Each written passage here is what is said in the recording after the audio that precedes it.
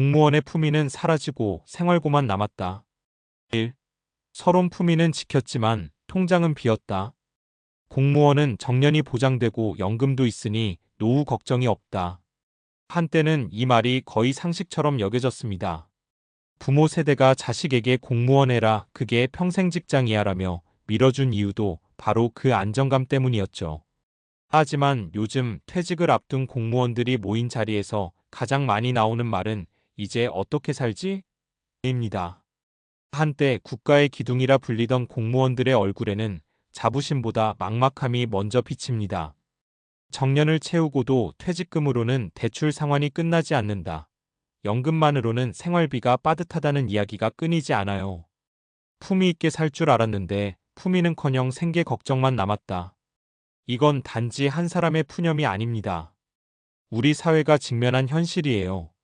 이제 공무원 은퇴 후의 삶은 더 이상 안전지대가 아닙니다.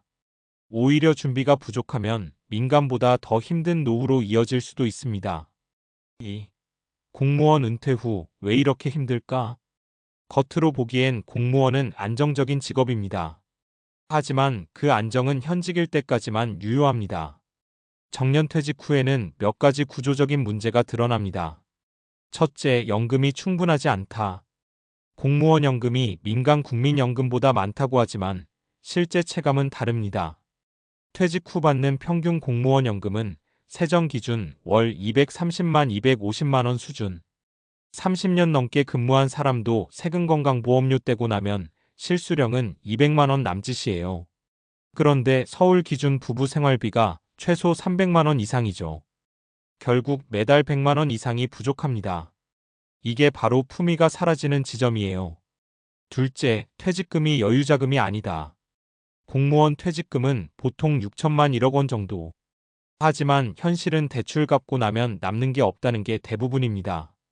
특히 자녀 교육비나 주택담보대출을 아직 안 끝낸 사람은 그 퇴직금이 순식간에 사라집니다. 셋째, 재취업의 벽이 높다.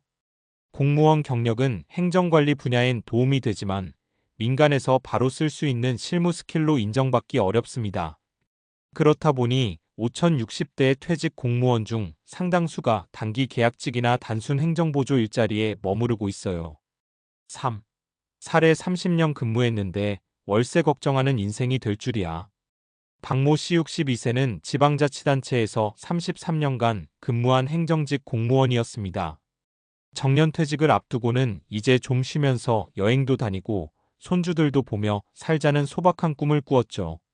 하지만 현실은 전혀 달랐습니다.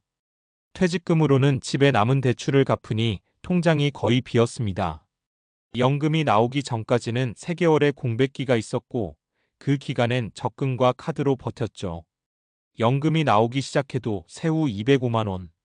아내와 둘이 사는데 월세 80만 원, 관리비 공과금 30만 원, 식비 50만 원이면 이미 160만 원이 나갑니다. 병원 한번 가거나 손주 용돈 주면 바로 적자예요.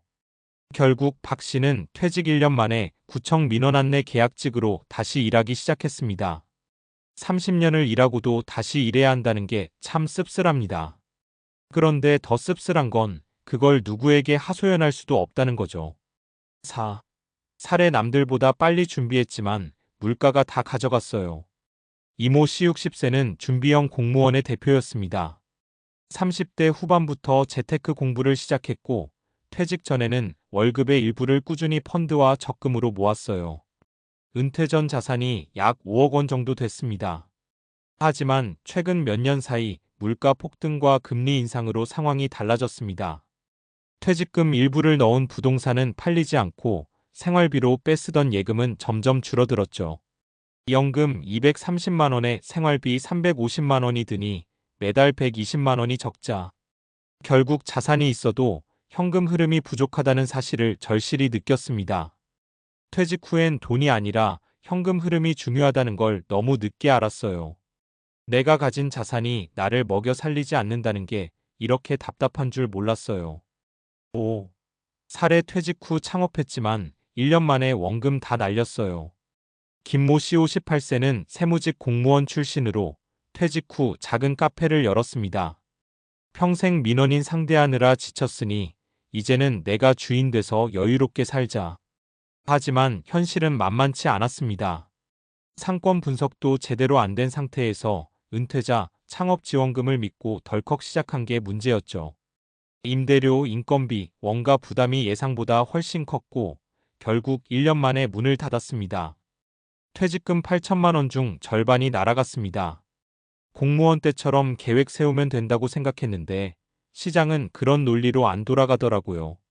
진짜 세상은 공무원식 사고방식으로는 버티기 어렵다는 걸 그때 알았습니다. 6. 그렇다면 어떻게 준비해야 할까? 이제 은퇴 후 삶은 단순히 연금 계산으로 끝나지 않습니다. 다음에 3가지 관점이 꼭 필요합니다. 돈보다 현금 흐름을 설계하라. 연금 외에도 매달 꾸준히 들어오는 부수입 구조를 만들어야 합니다. 예를 들어 공공기관 퇴직자를 위한 자문 멘토링 활동, 시간제 행정 컨설팅, 작게는 글쓰기, 온라인 강의, 유튜브 채널 운영 등. 단, 이건 단기적 대책이 아니라 은퇴 5년 전부터 준비해야 하는 영역이에요. 지출 구조를 미리 추려라. 퇴직 후엔 버는 돈보다 나가는 돈이 더 중요합니다. 가장 먼저 해야 할 건 생활비 점검이에요. 퇴직 3년 전부터 실제 예상연금 수준에 맞춰 생활해보는 연습이 필요합니다. 그 과정에서 불필요한 보험, 구독, 차량 유지비 등을 점검하면 은퇴 후 충격이 줄어듭니다. 정체성을 다시 세워라. 많은 공무원들이 퇴직 후 가장 힘든 게 나는 이제 뭐 하는 사람인가라는 정체성의 공백이에요. 직책, 직위 명패가 사라지면 갑자기 평범한 개인이 되죠. 이때 가장 중요한 건 사회적 연결입니다. 7. 결국 품위란 무엇인가? 은퇴 후의 품위는 돈으로만 만들어지지 않습니다. 하지만 돈이 없으면 품위를 지키기 어렵다는 것도 현실입니다. 공무원으로 평생 성실히 살아온 사람들이 노년에는 생활고라는 단어 앞에 서 있는 이유는 제도보다 준비의 결핍 때문입니다. 누구도 은퇴 후를 대신 준비해주지 않습니다. 지금의 직함이 내일의 수입을 보장하지 않으니까요. 8. 맺으며 진짜 품위는 준비에서 나온다. 품위를 지키려면 준비가 필요하다. 이건 돈의 문제가 아니라 태도의 문제입니다.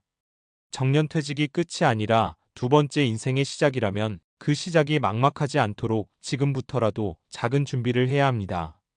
연금 외 수입원을 만들어두는 것, 지출을 미리 조정해보는 것, 정체성을 잃지 않는 사회적 관계를 유지하는 것. 이 3가지가 결국 은퇴 후 품위 있는 삶을 지켜주는 최소한의 장치입니다. 공무원의 품위가 사라졌다고 느껴진다면 그건 제도가 아니라 준비의 시간이 부족했기 때문일지도 모릅니다. 이제라도 늦지 않았습니다.